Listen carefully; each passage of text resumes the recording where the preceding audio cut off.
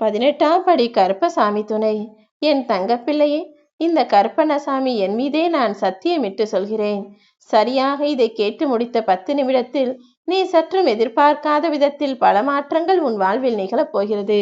எது நடந்தாலும் அதை காரண காரியத்தோடு தான் நான் நடத்துவேன் என என் மீது முழு நம்பிக்கையோடு உன் வாழ்வில் நடக்கக்கூடிய விஷயங்களையெல்லாம் தைரியமாக எதிர்கொள்ளக்கூடிய ஆற்றலோடு நீ இரு. நீ நல்லதையே எல்லாருக்கும் நினைத்து நல்லதையே யதார்த்தமாக பேசுகிறாய். உன் மனதில் பட்ட விஷயங்களை நீ யதார்த்தமாய் பேசும்போது அதை கேட்பவர்கள் அதை அப்படியே சாதாரணமாக எடுத்துக்கொள்ளாமல் பெரும்பாலும் தவறாகவும் உன்னை பற்றி சுயநல எண்ணத்தோடும் வினையாகவும் மாற்றி விடுகிறார்கள். ஏனெனில் நல்லவர்கள் பார்க்கும் விஷயம் நல்லதாக தெரியும். அவர்கள் கெட்டவர்கள் என்பதால் அவர்கள் பார்ப்பதும் கேட்பதும் கூட அவர்களைப் போலவே நினைத்து கொள்வதால் நீ சொன்ன நல்ல விஷயத்தையும் அவர்கள் தவறாக நினைத்து கொண்டு விட்டார்கள். அதற்கு நீ பொறுப்பாக மாட்டாய்தானே? உன் வாழ்வில் என்ன நடந்தாலும் எது நடந்தாலும் அதை என் பொறுப்பில் விட்டுவிடு. உன்னை காப்பாற்றி கொண்டிருக்கும் இந்த குலதெய்வம் கருப்பசாமி உனக்கான நல்லதையும் நிச்சயமாய் செய்து முடிப்பேன்.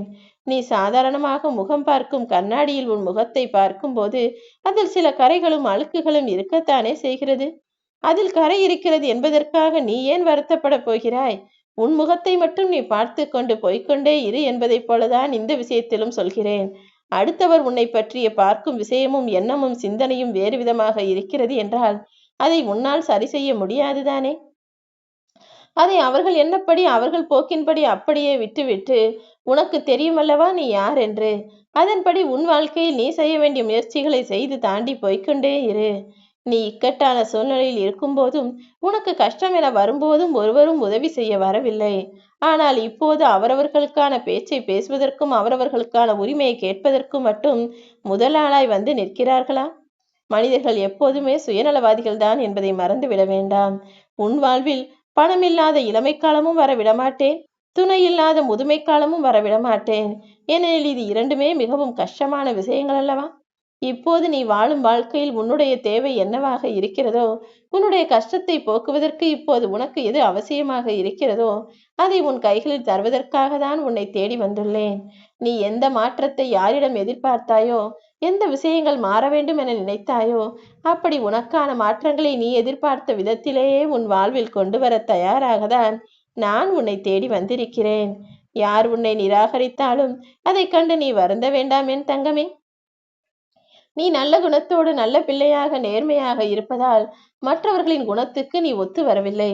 அதனால் அவர்கள் உன்னை ஒதுக்கி வைத்துவிட்டு அவர்கள் அடுத்தவர்களை பற்றி புறம் பேசுவதையும் கெட்டது செய்வதையும் செய்து கொண்டிருக்கிறார்கள். கெட்டது செய்பவர்களோடு சேராமல் நீ ஒதுங்கி இருப்பதே நல்லதுதானே? எப்போதுமே ஏதாவது ஒரு கடைக்கே போனாலும் எந்த இடத்திற்கே போனாலும் அங்கு விலை உயர்ந்த பொருட்களை அவ்வளவு சுலபமாக யாரும் அதிகமாக வாங்கிவிட மாட்டார்கள். அதே போல்தான் நீயும் விலை உயர்ந்த பொக்கிஷமாக இருப்பதால் உன்னுடைய மதிப்பு அவர்களுக்கு கட்டுப்படியாகாது, அவர்களால் வாங்க இயலாது என்பதால் தான் அவர்களை உன்னை ஒதுக்கி வைக்கிறார்களே தவிர உன்னுடைய கால் தூசிக்கு கூட அவர்கள் நிகராக மாட்டார்கள் என்பதை மனதில் வைத்துக்கொண்டு அவர்களை பார்ப்பதையும் அவர்களிடம் சேர்வதையும் பற்றி யோசிப்பதை நிறுத்திவிடு. நீ தோல்ந்து விடுவதற்கு முன்பாகவே, தோல்வி அடைவதற்கு முன்பாகவே உன்னை சுற்றி இருப்பவர்களில் யார் நல்லவர்கள் யார் கெட்டவர்கள் என்ற போலி முகத்தை தான் உனக்கு இப்போது அடையாளம் காட்டி கொண்டிருக்கிறேன். சீக்கிரமே இந்த மனிதர்களை புரிந்து கொண்டு ஒதுங்கிவிடு.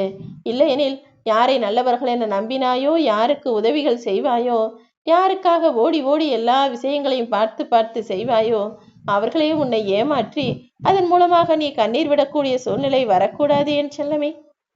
உன்னை கண்டுகொள்ளாதவர்கள் யாராக இருந்தாலும் அவர்களிடம் போய் உன் மன வருத்தத்தையும் வேதனையும் சொல்லி ஆறுதல் தேட வேண்டாம்.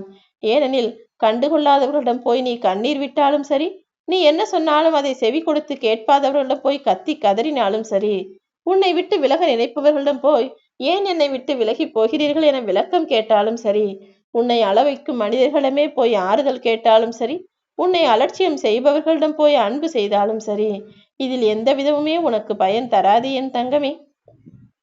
உன்னை புரிந்து கொள்ளாதவர்களிடமும் உன்னை விலக நினைப்பவர்களிடமும் உனக்கு கெடுதல் நினைப்பவர்களிடமும் போய் அன்பும் ஆறுதலும் அரவணைப்பும் கேட்டால் நீ புத்திசாலியாக இருக்க மாட்டாய்தானே? இனிமேலாவது மனிதர்களின் குணத்தை புரிந்து கொண்டு அவர்களிடம் பேசி பழகு. மனிதர்கள் ஒவ்வொருவரும் தான் எப்படிப்பட்டவர்களாக இருக்கிறார்களோ அப்படிதான் அடுத்தவர்களை நினைப்பார்கள். அவர்கள் உள்ளத்தில் குறை உள்ளவர்களாக இருப்பதால் உன்னையும் அப்படி தவறாய் நினைக்கிறார்கள். ஆனால் நீ புடம் போட்ட தங்கம், நீ நல்ல பிள்ளை, எல்லாருக்கும் நல்லது செய்வாய், எல்லாருக்கும் நல்லதைத்தான் நினைக்கிறாய் என்பதை கூடிய சீக்கிரம் அவர்கள் புரிந்து கொள்வதற்கென கால நேரம் வரத்தான் போகிறது. எல்லாருக்கும் உதவக்கூடிய நல்ல எண்ணம் கொண்ட நீ எந்த பலனும் எதிர்பார்க்காமல் அடுத்தவர்களுக்கு உதவி செய்யக்கூடிய ஆளாக இரு. அதன் மூலமாக உன்னுடைய பாவங்கள் எல்லாம் கழிந்து புண்ணிய கணக்கு உன் வாழ்க்கையில் அதிகமாகும்.